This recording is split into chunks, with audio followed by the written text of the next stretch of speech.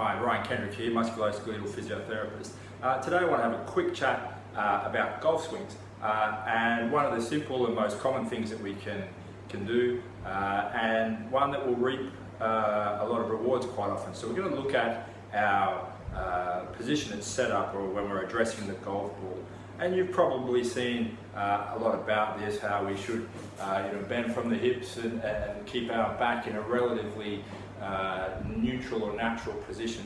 So I'm just going to explain a little bit about why that is and some simple things that we can do to get you doing that better and grooving a new motor pattern and hopefully getting you better with your consistency and with your power. Okay, so you've probably seen, read, heard, watched lots about trying to replicate our normal, natural sort of spinal curves into your addressed position. So we want to basically have a small curve in the lower back, a small curve in the upper back, and then basically through bending at the hips and a little bit at the knees, we just keep that in position as we come down and address the golf ball. What you're wanting to avoid is a lot of flexing at the lower back, so sort of sinking down onto it, or through the lower back, or bending sort of forward from the lower back, or the upper back, getting a lot of this round shouldered and reaching out in that way. And a lot of it has to do with the rotation. So let's have a look exactly why that is, and then a couple of things that we can do to address it. So let's just have a little look at a snippet of the biomechanics. But the golf swing is largely a rotation-based skill. So the spine is the axis, and we're rotating around that. And we rotate with the hips, pelvis on the hips, and we rotate with the trunk and the shoulders. And what that does is it creates a whipping type of effect. So there's a lag time between the hips and between the trunk and the shoulders, and that creates a whipping type of action, like in a throw, and so that increases our club head velocity, if you like. And so we want to maximise rotation, and we want to maximise maintain that lag time between the hips coming forward and our trunk coming forward, or our shoulder turn. So as we go back, we're one way, and then as we come forward, we're going to bring the hips through with a bit of a lag, and then the shoulders coming through as well. And that creates that whipping action, as I say. Now, from a biomechanical point of view, with the spine, what happens is if we take up range of motion in one direction or one plane of movement, in this case we talk about the sagittal plane, being flexion and extension, then we actually lose range of motion in the other planes of motion, being side bending and rotation. So you can see I've got the two rods rigged up here, and if we just look and see what happens as I turn, if we keep the pelvis still, you can see relative to the pelvis, if I'm in a good position with my trunk, in that natural position, I get quite a lot of shoulder turn. Come back.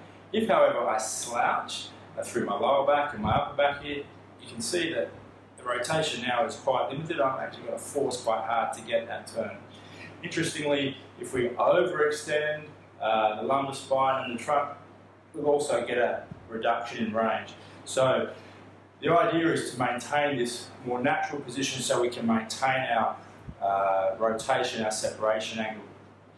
If we lose some rotation, then we do attempt to try and find it somewhere else. And what we'll tend to see then is in our backswing is we're going to come up off a little bit and into extension, and then often in the downswing we're going to flex into it. And we end up with an up and down type of sort of movement as well as our rotation, and that's going to throw off our consistency as well as our power. So we'll get more shifting happening and more up and down, more likely to occur. So simple thing is just to maintain that position. That said, it's not that simple for a lot of people, so let me just run through how we can do that. Now that all sounds very easy, but often people have very poor awareness of this part of their back, and we ask them to tilt or to side shift, to keep their shoulders still and move from one side to the other or forwards and backwards. And we see all manner of dance moves going on. They really have no body awareness of this part of the body. So one simple tool that we have to allow us to get that feedback and that feeling, as well as a bit of assistance actually to stay there, is PosturePals devices. And what we do is we place these on with the back in that upright position, if we're using the lower back one, and so we can feel that as we go into a flex position, the PosturePals device, which is a strong, elastic, recoiling spinal support, is going to stretch. We're going to be aware of that. And we know that, okay, we've got our movement wrong. We need to come back to this movement so we're not getting that change in position of the lumbar spine, and therefore we're maintaining that rotation. We're not getting those compensatory movements. We're maintaining our consistency and hopefully our power. We then have the X version that you can see here, which is more used for that shoulders coming around, that round shoulder and that upper part of the back bending. And you can see here that it gives a nice strong, once again, a nice strong resistance to going into that position, and then a nice assistance back up to help us get the feeling of that position, to help us maintain it, to help do some of the work to bring us back up, so that we hopefully don't fatigue as quickly, can maintain that technique for longer, once again groove that new motor pattern.